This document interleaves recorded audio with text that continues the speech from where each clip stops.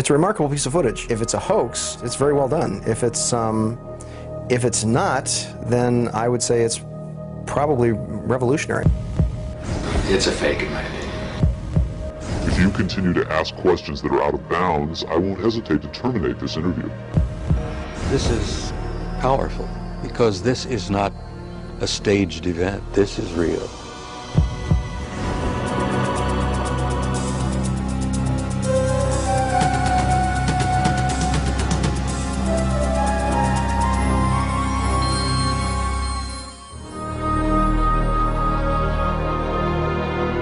Interest in UFOs and Area 51 is at an all-time high.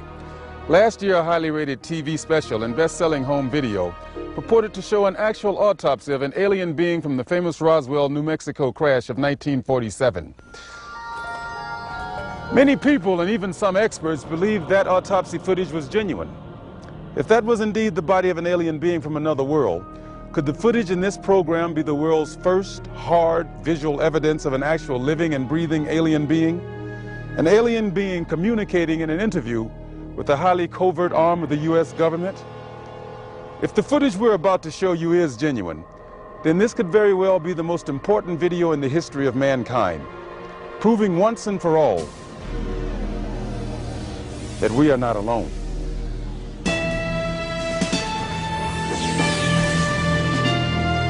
Within Nevada's Nellis Air Force Range, protected by the tightest security in the world, is the Groom Lake Test Site, aka Dreamland, aka Area 51, an installation so secret the government cryptically acknowledges its existence only as an operating location.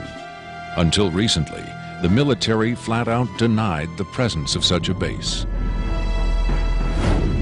It has served as the testing ground for many secret research and development projects, such as the U-2 and SR-71 Blackbird spy planes, the F-117A stealth fighter, and now the SR-75 penetrator, the super-secret replacement for the SR-71.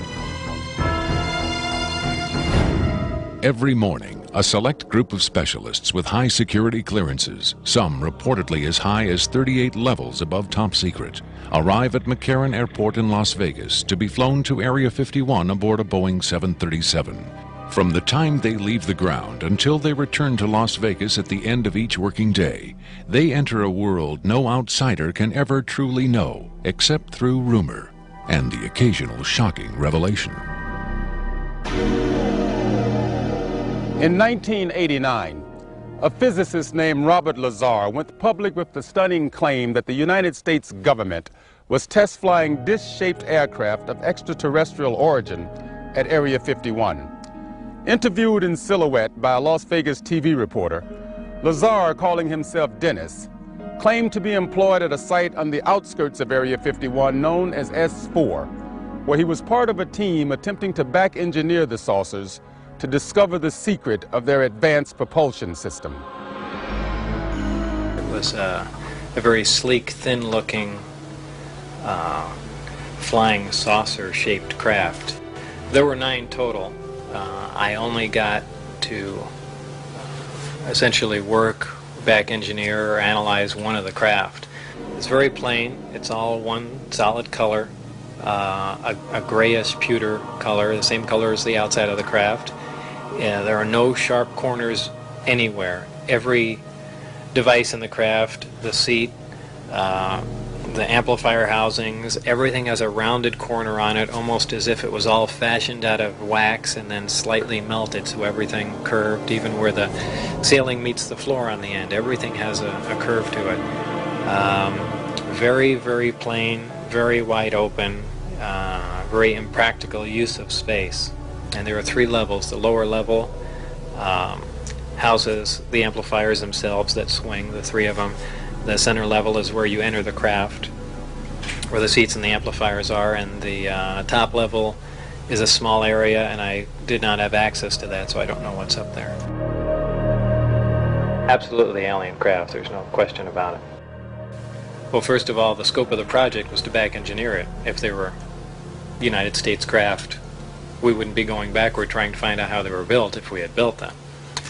Second of all, the size of the equipment inside, the size of the seats, the materials that were in use, completely alien to us, pardon the pun, and the fuel, element 115, essentially non-existent. All these factors together, and of course the briefing information stating that they were alien craft. Along with Robert Lazar, rocket scientist David Adair is one of the few individuals who will go on record concerning his personal experiences with alien technology at Area 51. Was not of our origin. They shouldn't have let me see that. And then in the results of it, they locked me in a room. And the reason they locked me up in a room was because I wouldn't tell them any more about how the engine would function, and they started getting a little bit more perturbed about that. A former consultant to NASA and top aerospace companies, Adair claims that in 1971 he was brought in to study the engine of a downed flying saucer. What I was looking at was a technological marvel of its time, and it was a magnificent thing to see sitting there, and the whole situation just started really getting me more angry than anything, because the fact that they could sit on such a hunk of technology and not tell us about it. Here we are using liquid fuel engines and rockets at NASA, and here they got an engine that's probably, in theory that we know of, could be a speed of light, an engine capable of speed of light or even faster. Ufologist and lecturer Sean David Morton has appeared on Sightings, Strange Universe, and Hard Copy. He offers his own perspective on Lazar's stunning claim and the super-secret Area 51. Area 51 is approximately 135 miles north of Las Vegas. It sits in a box that's at the western middle corner of the Nellis test site. It was originally called the Groom Lake Facility, and Area 51 actually gets its name from a bombing classification. There's Area 49, 50, 51, 52, etc., etc. So one of the things that Robert Lazar told us was that if we simply went out to a black mailbox at 6:30 p.m. on Wednesday nights, that we would actually see flying saucers, that these objects would test, and that this was the military testing time between 6:30 and 9:30, and then early in the morning between about 3 a.m. and about 6 a.m. Vigorous efforts have been made by employees of the government and others to debunk Lazar's claims and discredit him personally. Nevertheless, Area 51 has become the center of a raging controversy, whether in fact certain clandestine agencies of the U.S. government are in secret contact with alien beings.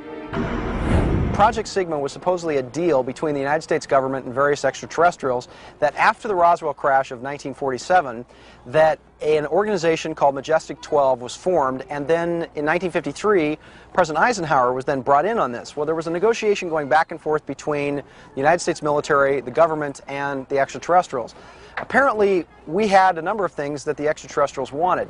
Number one, the military needed hardware. We wanted technology, we wanted weapons technology, propulsion technology, metallurgy technology, and in exchange for this, the ETs were willing to trade us their hardware for our software, and software namely being us. What they primarily wanted was genetic material, and in exchange for that, they were willing to give us certain technological advances, like a number of flying saucers. It is out of Area 51 that the tape we are about to show you was supposedly smuggled. On Friday, July 26, 1996, the offices of Rocket Pictures, a producer-distributor of motion pictures and television programs, received a phone call. A male voice, identifying himself only as Victor, claimed to be in possession of a videotaped interview with an extraterrestrial being. Tom Coleman, president of Rocket Pictures, was intrigued enough to take the call. I, of course, thought this was some hoax. In fact, I thought it might have even been my brother at one point. But as we spoke, this was someone who seemed to be very serious. We went back and forth on this, and I basically decided that, you know, this is a little bit too weird for me. Thank you and goodbye. As I hung up, I had a very strange feeling that maybe, just maybe, there was something here. He said he had a tape of a space alien, an ET, that was being held in a military installation in Nevada. I'm not sure as a prisoner or a guest. And he had this on tape. As we've already heard from Sean Morton and others, this is not the first time allegations have surfaced that the U.S. government is playing host to extraterrestrial biological entities, or EBEs. The first and most famous alleged contact was the Roswell flying saucer crash of 1947. This is the incident from which the alien autopsy footage supposedly originated. But there have been persistent rumors that not all of the aliens retrieved from the Roswell crash were dead. The final fate of the survivors, if any, is unknown. 2 years later, however, in 1949, another alien is reported to have survived a saucer crash, and this being, known as EBE-1, was taken into custody and kept at a safe house. EBE-1 supposedly suffered from chronic health problems, which the doctors of the time were helpless to treat. According to a controversial, possibly fraudulent briefing document dating from the Jimmy Carter administration, EBE-1 was interviewed by means of pictographs, from which it was learned that he came from the Zeta Reticuli star system. Can we eliminate one or more of these categories from discussion? The laborious process of developing a set of symbols that could be used and understood by both human and alien amounted to the creation of a new language. If such an effort was made, it represents the greatest achievement in linguistics since the deciphering of the Rosetta Stone.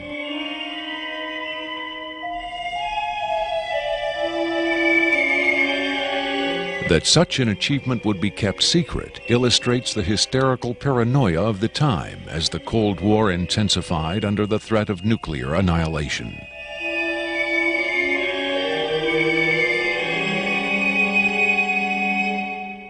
The so-called Carter-Aquarius briefing document states that EBE-1 died of unknown causes on June 18, 1952.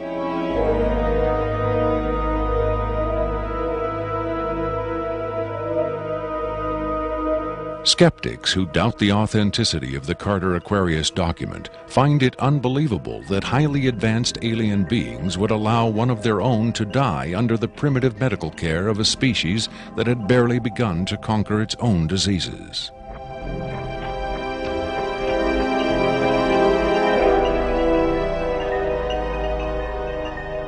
But as we will hear, there are those who claim that to the aliens, death is not a final end to be feared, but a mere transition.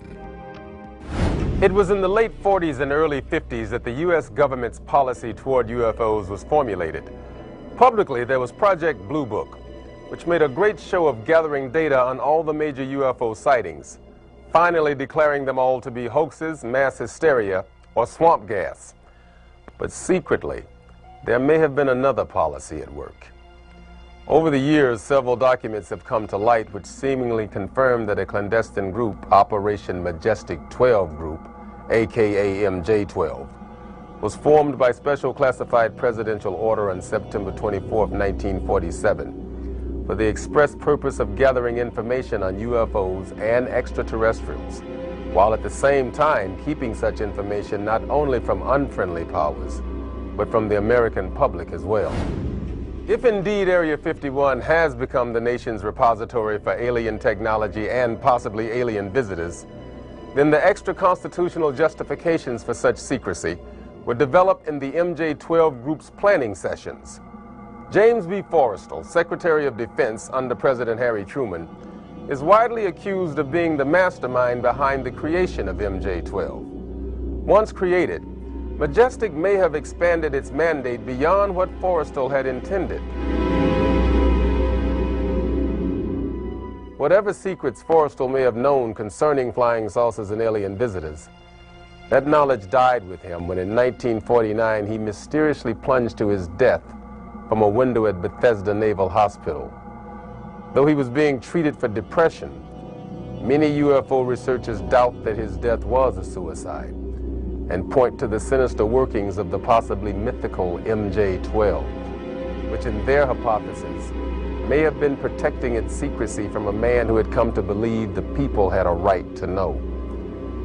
As late as 1989, according to Bob Lazar, the identification badges at Area 51 read MAJ for Majestic.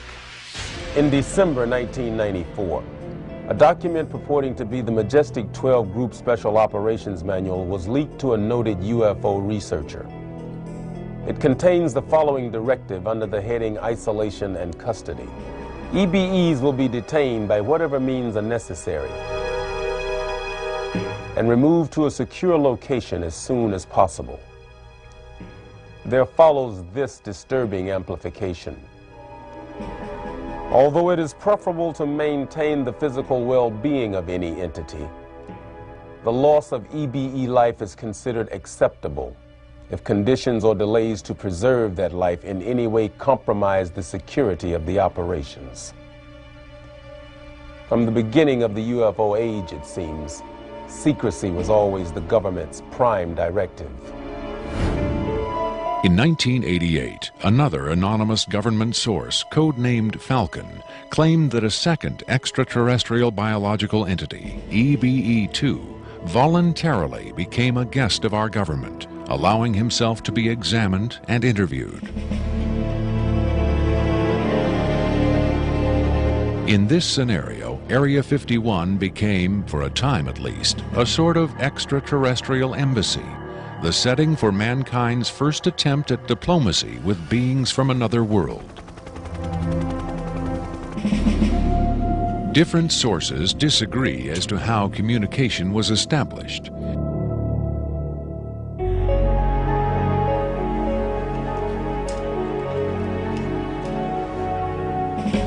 There is universal agreement that the EBEs are incapable or unwilling to speak human language. In addition to the pictographs used by EBE-1, it has been reported by Falcon that in the early 1950s, EBE-2 was fitted with some sort of artificial voice box, allowing him to speak words, and that he learned the English language very rapidly. Other sources doubt this story, however. By our kind, do you mean we Americans? What has been reported most persistently is that the aliens communicate via thought projection, or telepathy. Would have been tortured, made to give up their secrets, instead of questioned in this friendly manner. We cannot be forced to communicate. Has it been tried? Not by us. We speak to who's ever willing to listen. The idea of telepathic communication with alien beings carries with it the same doubts and controversy attached to telepathy itself. Do the practitioners of this ancient art really have the ability to read minds? Or are they crafty charlatans who simply tell the listener what he or she wants to hear? If the cynics are right, then the self-proclaimed telepaths recruited by the government in the 1950s were playing an astoundingly daring hoax by claiming to speak for the mute visitors from the stars. Defenders of telepathy call this notion preposterous and point to the long history of government-funded research into mind reading as proof that their science has merit. In the last 4 decades, there have been persistent, often contradictory rumors and even eyewitness accounts of other alien visitors meeting secretly with military or government officials. But what about today? The Tester Corporation has recently come out with a model kit of Gray, the extraterrestrial life form, and a scale model of the so-called sport model, the UFO Bob Lazar says he studied at Area 51. This UFO kit has quickly become one of the most successful model kits in the history of the company. If the military is, in fact, conducting tests of extraterrestrial spacecraft at Area 51, then where are the alien creators of these craft? In his first TV appearance under the pseudonym Dennis, Bob Lazar was asked if there are living aliens at Area 51. Clearly nervous, he evaded the question by saying, quote, "I really want to steer away from that right now," unquote. In subsequent interviews, however, he admitted catching a glimpse of two scientists talking to a strange short figure with long arms. He also reported seeing several documents that seemed to contain first-hand information on alien civilizations. Lazar is skeptical of a claim made by Falcon that a group of EBEs have been given complete control of a separate base within Dreamland. But he does admit having read a report of a tragic misunderstanding between military personnel and alien beings in the late 70s. Lazar states that it had to do with bullets the MPs were carrying, and that the bullets might explode, possibly due to a field the aliens had generated in that area. This encounter supposedly resulted in the deaths of all the humans involved by head wounds. But if there was ever a large-scale alien presence at Area 51, Lazar saw no evidence of it doing his work at S4 in the late 80s. Is it possible that the deadly misunderstanding of 10 years earlier brought human-alien cooperation to an end? In his September 21, 1987 speech to the UN General Assembly, President Reagan himself did little to dispel the notion that this deadly misunderstanding brought human-alien cooperation to an end. In our obsession with antagonisms of the moment, we often forget how much unites all the members of humanity. Perhaps we need some outside universal threat to make us recognize this common bound. I occasionally think how quickly our differences worldwide would vanish if we were facing an alien threat from outside this world. Are the inconsistencies between various tales coming out of Area 51 evidence that these stories are lies? Or are the discrepancies the result of an intentional campaign of disinformation designed to discredit any elements of truth that may be reaching the public? If so, how does Victor fit into the jigsaw puzzle of questionable witnesses to the alien presence at Area 51? Is he a hoaxer, a government dupe, or a frightened whistleblower with the hard evidence to back up his story? I made it very clear to Victor that his credibility was the entire issue here, and that everybody's going to think this is a hoax, and that how are they going to possibly verify this? What he said was, you can do anything you want in terms of verified, any type of due diligence. He will answer whatever questions put forward. We could do whatever type of checking. We could bring in experts. We could have the tape tested. We could, in fact, he encouraged all of these aspects. He just did not want his face and his real name revealed. At Coleman's insistence, Victor agreed reluctantly to appear on camera, but only in disguise, in shadow, and with his voice electronically altered. The questions were agreed upon in advance, but during the actual interview, the discussion occasionally deviated from Victor's approved questions. What is your occupation at Area 51? I won't answer that. I have had reason to be present at Area 51, but I'm not going to clarify whether or not I was there as an employee. Are you saying you were there as a visitor? I'm not going to specify why or in what capacity I was there, only that I was there. Can you tell us how many times you were there? When I agreed to this, my fundamental ground rule was that I would not be asked to divulge personal data that might help pinpoint my identity. If you continue to ask questions that are out of bounds, I won't hesitate to terminate this interview. Are you saying that the number of times you were present at Area 51 is enough to pinpoint your identity? Any specifics will narrow the field of suspects. Of course, I could lie. Let's say I've been there 47 times, or anyway more than once. Let's turn to the tape itself. The copy you've supplied is not the original tape. No. Was the original at Area 51 when you copied it? That's out of bounds. Is it fair to assume that the copying of tapes at Area 51 is heavily restricted? You can assume anything you like. I would say that's a fair assumption. That's obvious. I will say that this tape was copied under special circumstances. Otherwise, copying it would have been impossible. Can you be more specific? More specific? Okay, I'm sure they've figured this much out already.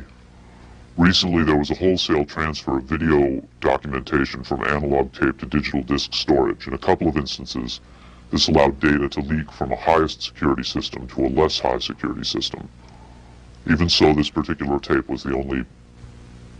I think that's about all I'll say about that. Was there something about this particular clip that made it more accessible to be copied? Not necessarily, no. Was there something about the content that caused them to file it differently or give it special handling? This interview was terminated. The interview resumed only after a discussion of the ground rules. Have you personally seen the alien being that appears in the tape? Yes, I have, but I stress I was not necessarily present at the interview session that appears on the tape. I'm not going to be specific. I may have encountered the being at another time. What can you tell us about the alien interview we're about to see? This one is rather recent, very late in the series. The interview process has been ongoing since the being arrived, which was in 1989. Approximately twice a month, they sit it down for a session that generally lasts from 3 to 5 hours. If they try to go longer than that, or if they schedule the sessions more frequently, the being becomes unresponsive. There's a fair amount of infighting among the scientists from different disciplines to get their questions asked. What has the alien revealed? Various minor technical details of the saucers. The physicists and engineers are frankly frustrated. They feel the being is withholding information. Possibly concepts are getting lost because all the information has to come through a telepath. But also it may be that the bulk of their scientific knowledge is just too advanced to be translated into our primitive conceptual framework. It's analogous to if a human scientist were to try to translate quantum mechanics into the grunts and screeches of a chimpanzee. That's not a very flattering comparison. Frankly, there's a high attrition rate for scientists in the program. You'd think they'd be energized by the challenge, but a lot of them take the ego deflation very hard when they find out not only how much they don't know, but how much they aren't even capable of understanding. What else has the alien communicated? Oddly enough, the being seems to have a much easier time communicating spiritual concepts.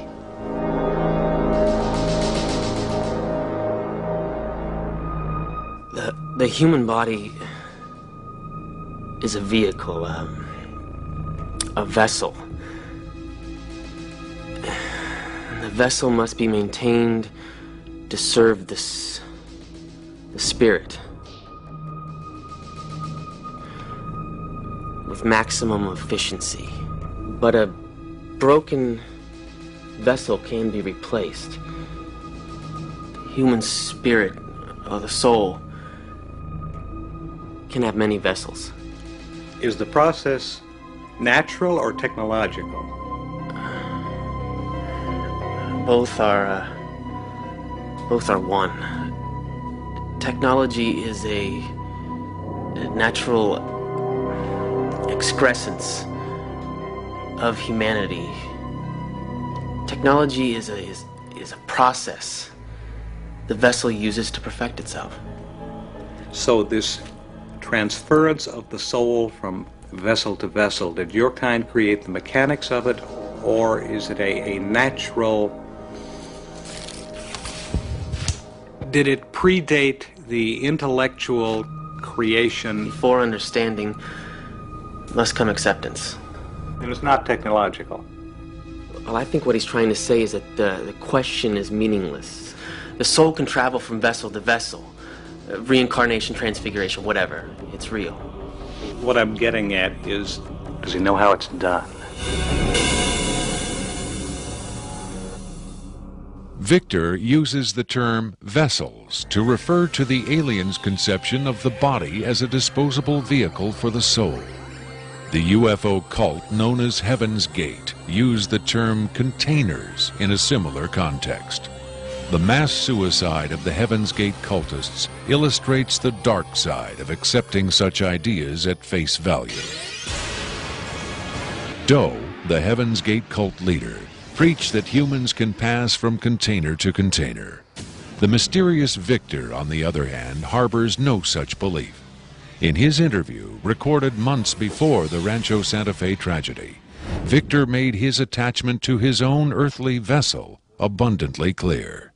And let me just state here publicly, to head off any clever ideas anyone might be having, I have never been, am not now, and never will be suicidal. But how would the public know if something happened to you, since we don't know who you are? I'm taking care of that, trust me. If something happens to me, if I die, people will know who I am. Do you think it's a reassuring sign that these aliens can communicate with us on a spiritual plane? It would be nice to think so, but I'm not sure if it's really such an achievement considering the mismatch between our intellects. I mean, you're not going to have much luck making your dog understand calculus. But if you pet him on the head and say, "Good dog," aren't you communicating spiritually? And doesn't the animal control officer say, "Good dog," when he comes to put some poor stray to sleep? Doesn't the vet try to reassure the animal just before he spays it? When you're dealing with beings whose intellect is so far beyond your own, I don't think it's safe to assume they have your best interests at heart. What about the content of the tape segment you brought? As I said, this is late in the series. In fact, it's quite close to the end. Because of his unwillingness to reveal his own identity, Victor's story stands or falls on the credibility of the tape he supplied. Here, exclusively, for the first time anywhere, is the uncut, uninterrupted alien interview tape, shown in its entirety in real time.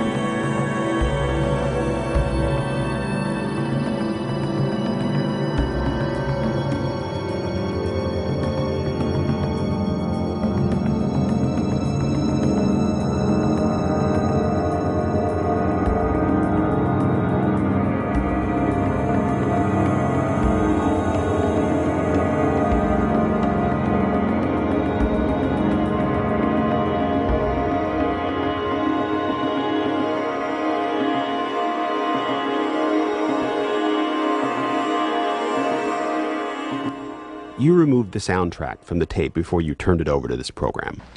That's correct. I can't allow the voices of the project personnel to be heard by the general public. There's a very good chance their family or friends on the outside might recognize them. Is it your purpose in releasing this tape to expose Area 51 to the world? My purpose is to expose the existence of the aliens, not compromise these individuals. I made the decision to come forward. I'm taking precautions to protect my own identity, and I don't think it's fair for me to put these others in danger of exposure. In any case, the interview on the tape went nowhere. It was interrupted, as you'll see. Can you describe for us what we're seeing? All right, we're looking at the interview suite at S4. It's kept dark for the comfort of the aliens. The figure who is just barely visible in the left foreground is the telepath, and behind the camera is a raked seating area for observers. Although in this case, I believe the only other person present was a military aide. The alien is seated behind a glass partition in a biocontainment area, which is maintained at biosafety level 2, the lowest designation. That's primarily for the protection of the aliens, not us. The theory is that if they were going to infect us with an alien bug, it would have happened 50 years ago. In fact, all the indications are the aliens eliminated microbial and viral life from their own ecosystem long ago. They aren't susceptible to our diseases directly, but it has been shown that microbes can reproduce and form colonies within their respiratory systems, which tends to exacerbate the debilities they seem to suffer anyway in our environment. In fact, you can see here the alien is beginning to flag. The interview was not going well.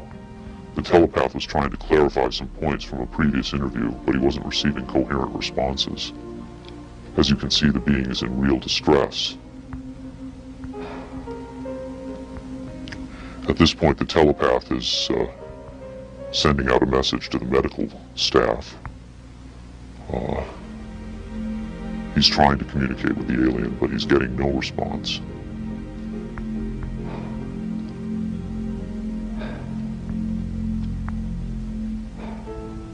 There's very little he can do. There's no direct connection between his space and the biocontainment area. That's the aide stepping in on the right. The medical staff should be there by now. They're slow in responding. There they are. I have to say the medical personnel at S4 are less than first rate. They tend to be selected for their willingness to keep secrets rather than their medical competence. By the way, he's not shining that light into the eyes. It looks that way, but in fact he's checking for hemorrhaging around the eye sockets and in the nasal cavity. I'm sorry. It's very hard for me to watch this.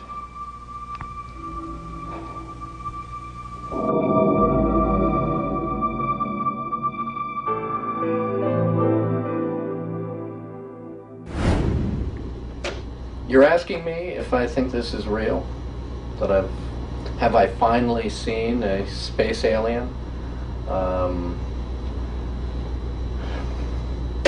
You know, I don't know. But I do know this. I know that this is not a tricked up version like the alien autopsy. It doesn't attempt to distract you away from the alien. It doesn't have that cinema verite, black and white. It doesn't go to great lengths to try to fool the audience. It's straight ahead. It's an alien on tape. Pretty much the way you'd probably film it. The point is this: what if it is real? In evaluating the authenticity of the alien interview tape, the logical place to begin is with the videotape itself. What can the technical details of this recording tell us about its origin? Rocket Pictures sent Victor's original tape to the Phoenix laboratory of renowned image analyst Jim Delatoso. Using the most up-to-date digital technology, Delatoso tried to determine the tape's authenticity. I've been exploring, looking at different aspects of the image itself to develop questions for a matrix on is it real or is it fake.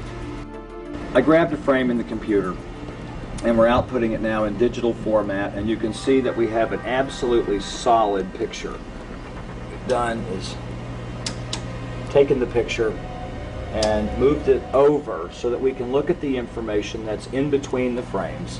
Now, when we look at the motion video, we can see that it still is not bad. And when we have this little indicator down here, it tells me that the original image was transferred using some kind of time-based corrector. These are video screens up here, television, video monitors, and they're off at an angle. If this was shot using a video camera with lines on it, we would see moire patterns up there, and we don't see the moire patterns. So there's a probability that this was shot originally on film, possibly a film stock like 7252 or 7247, depending on the lighting. The idea that these images may have originated on film is in direct contradiction to Victor's statement that the interview was shot on video. On closer inspection, Delatoso decided the images could indeed have been recorded by a video camera under certain specific conditions. In this case, I get the sense of it that this was originally created using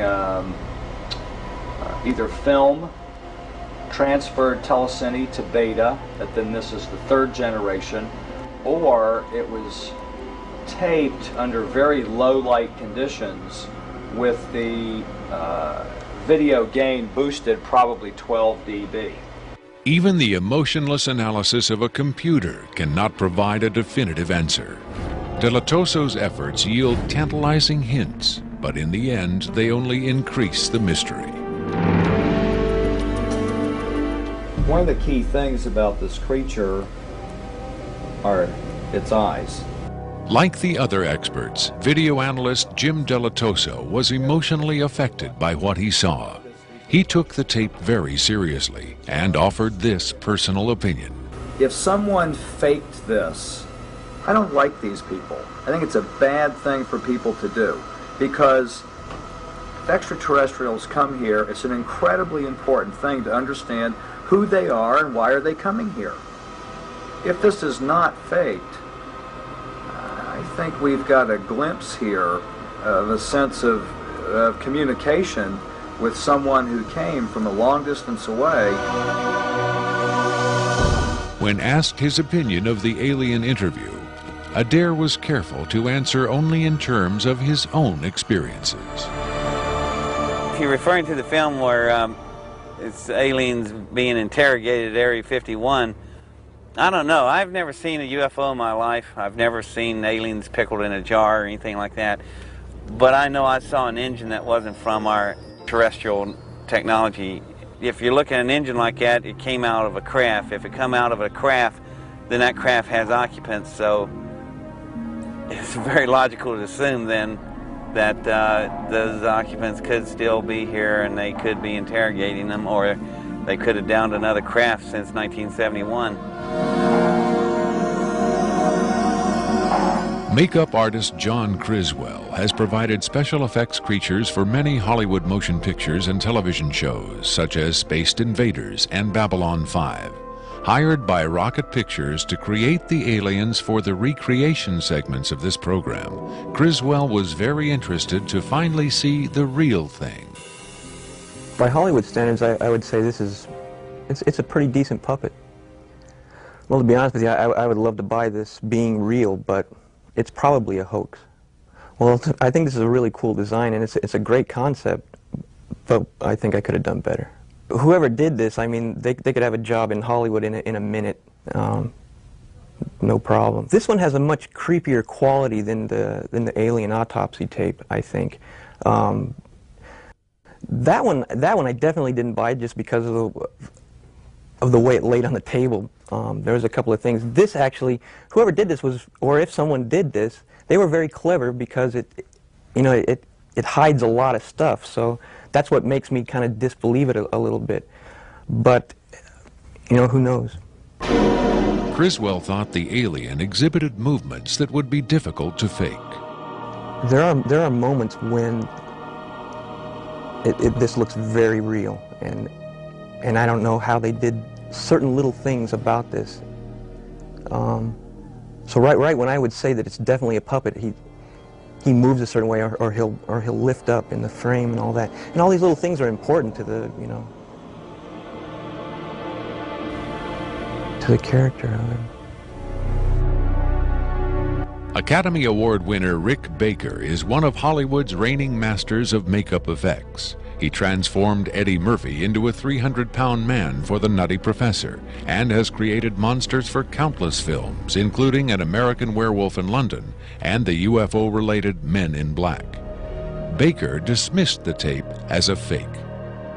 Yeah, this doesn't fool me. I don't buy this. I think this is a puppet, and you've got a table in the foreground that's hiding the rest of its body. You've got some kind of, whatever that instrument is in the foreground, it's hiding. It's also lit very mysteriously. I think if you were going to record this alien, you would want to see it, and you wouldn't want to hide it behind a table, and you would light it in a way that would show up much more than this. This particular movement, this head-jerking movement here especially, looks very puppety to me. It looks a little overdone and very much like a guy with his hand inside this thing maneuvering it. I guess he's supposed to be ill here. Is that what's going on? It just looks like they went to a great deal of effort to hide as much of the anatomy other than the head on this puppet, and I just don't buy it. I would be willing to stake my reputation on the fact that I think this is a hoax. It's very interesting to see, though. In Baker's opinion, there was no controversy at all. It's a fake, in my opinion. We could build better. We have built better. UFO expert Robert Dean, on the other hand, had no doubt whatsoever that the tape was authentic. This is powerful because this is not a staged event. This is real. In the 1960s, Robert O. Dean served as an Army intelligence analyst at NATO headquarters in Europe, where he claims to have seen first-hand evidence of alien beings and their artifacts. Retired from the Army, he is now a highly regarded UFO researcher and analyst. Dean was asked to view the tape and offer his expert opinion. Treating him like a piece of livestock, wiping his lips. Calling on his own first-hand experience for comparison, Robert Dean was stunned and moved by what he saw. That breaks my heart.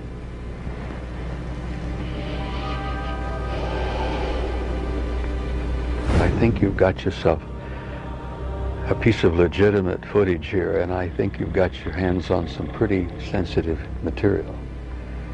I don't know how the hell you got this. I don't know who you got it from, and frankly, I don't want to know who you got it from. But you got yourself a tiger by the tail with this footage. I would say, and I know that that's one of the things you ask of me, is that you've got yourself some legitimate footage of one of the little guys being interrogated and filmed. And there's a reality to it, and there's a sensitivity to it that literally breaks my heart. But I tell you very strongly, you've got something here that is very sensitive. Well, I know that the level of classification on this kind of a thing is so far damned above top secret that you can't imagine how sensitive this kind of thing is, and how delicate it is, and how tightly the government sits on anything like this. Sean Morton looked for clues to the tape's authenticity in the technical details of the interview's setting. Okay, there's a couple of interesting things about the tape right off the bat. Morton tried to decipher the time code at the bottom of the screen. First off, what you're looking at in the time code is DNI's Department of Naval Intelligence.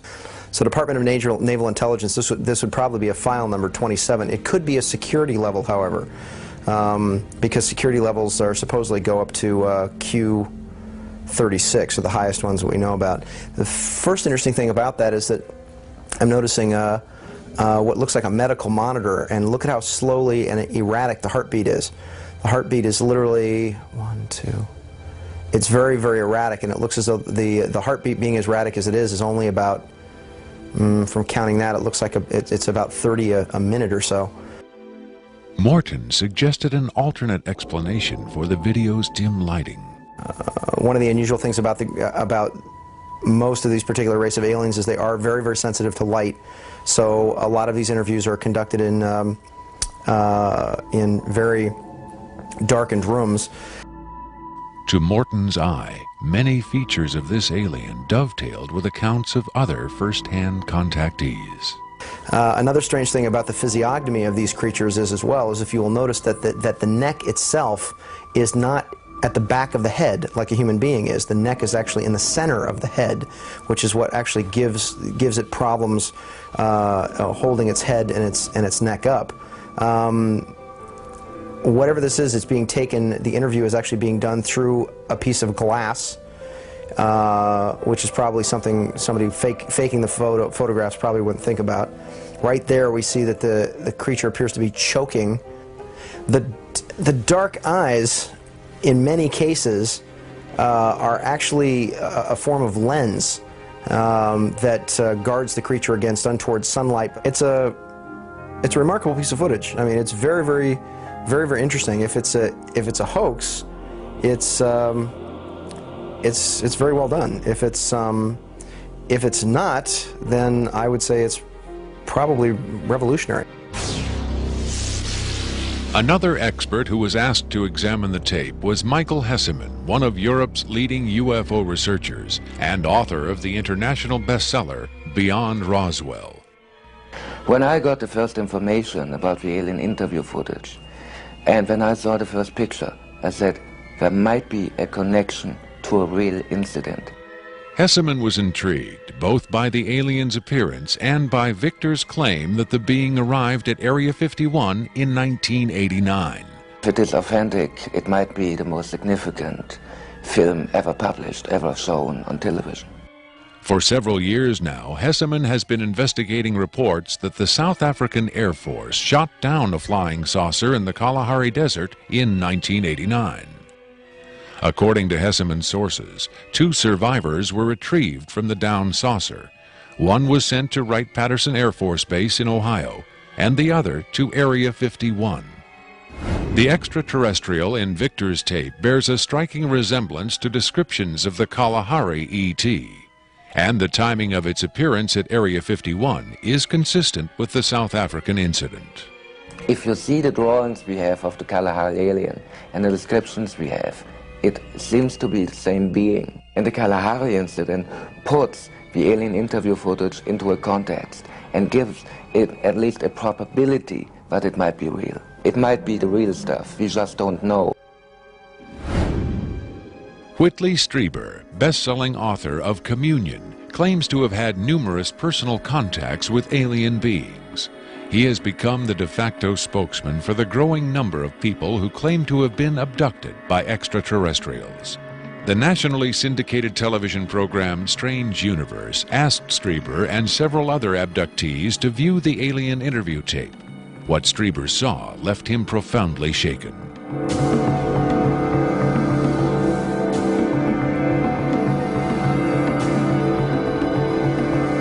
Strieber would not agree to be interviewed on camera for this program, but on Strange Universe, he had this to say.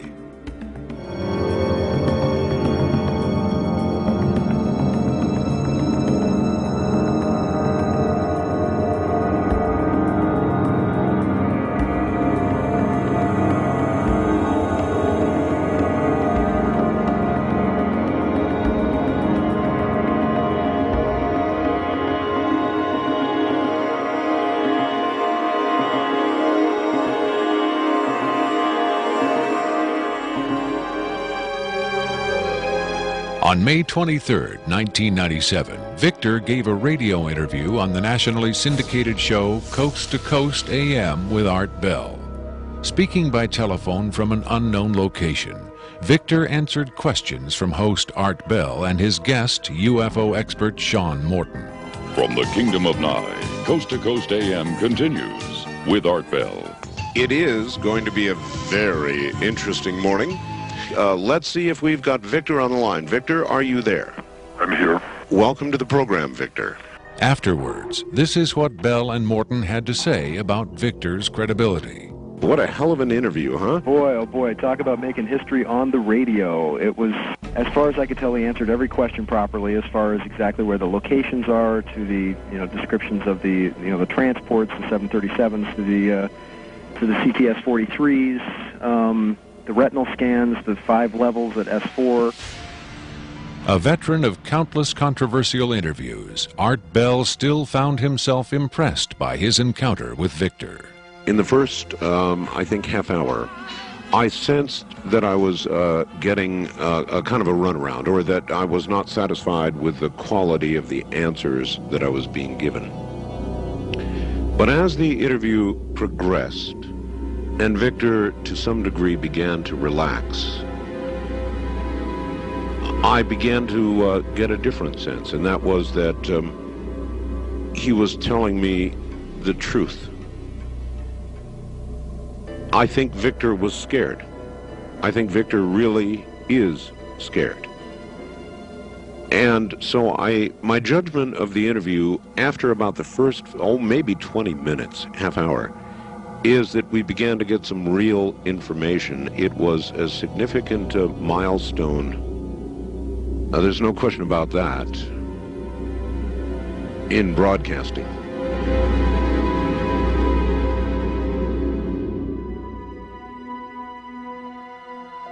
If the government has really been in contact with superior aliens, wouldn't we see some evidence of it? For instance, amazing new scientific discoveries.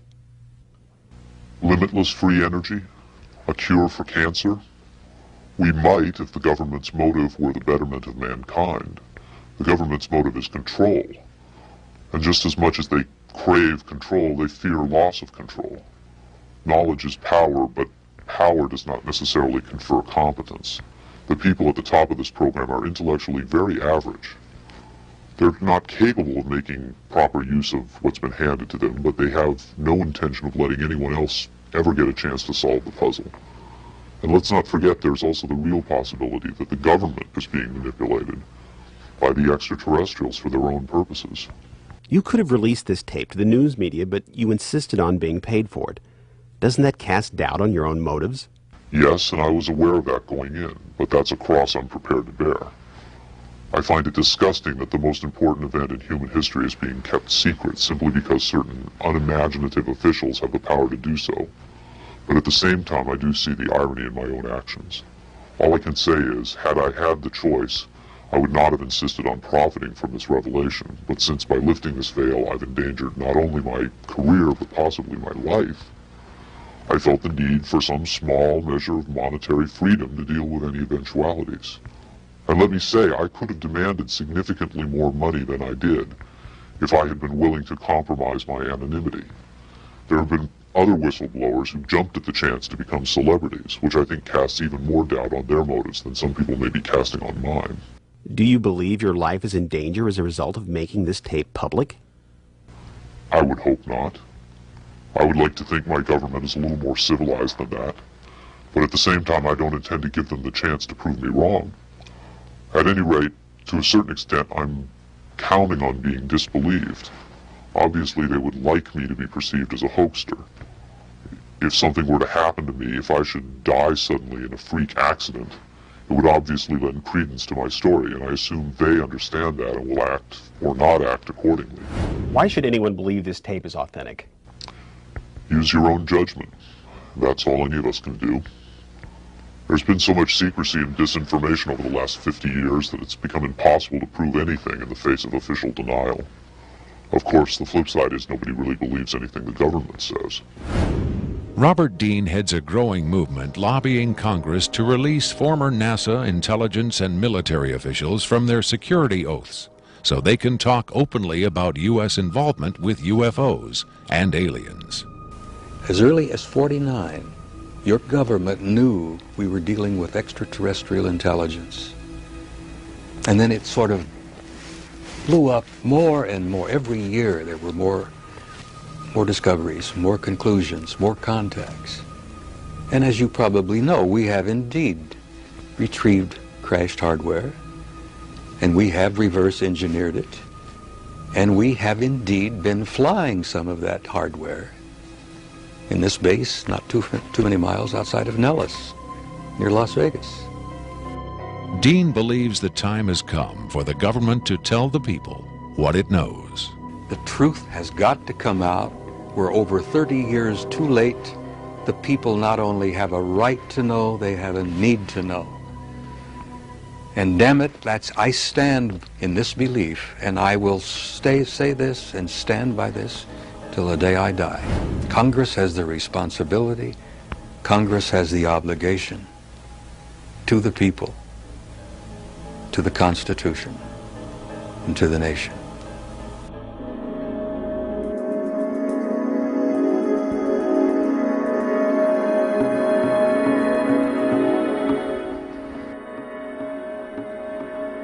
Did this alien die?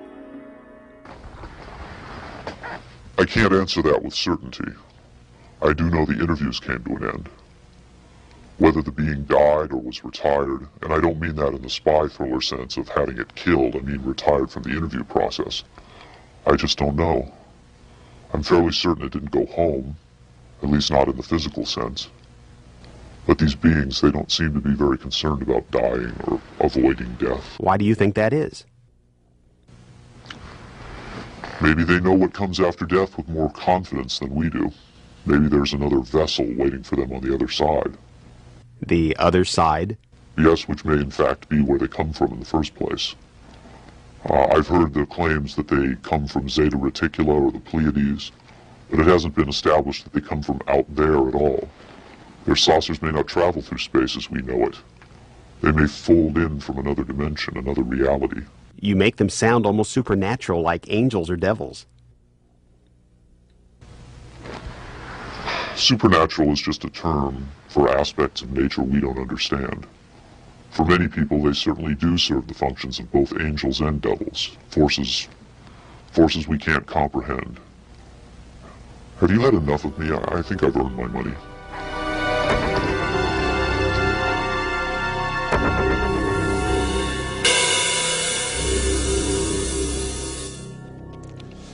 Is seeing believing?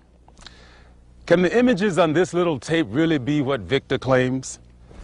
To even take the question seriously requires a belief in the possibility of wonder, a willingness to accept an almost unimaginable truth. It's far easier and safer to label it a hoax. I'm standing on Nevada Highway 375, America's official extraterrestrial highway, redesignated last year by the legislature in acknowledgement of the worldwide fame that has become attached to this desolate spot. Beyond those mountains is Area 51, the most widely discussed secret place on Earth. Whether as a hoax or a mind-expanding revelation, this alien interview is now a part of the Area 51 legend. There will come a day when the secrecy at Area 51 ends.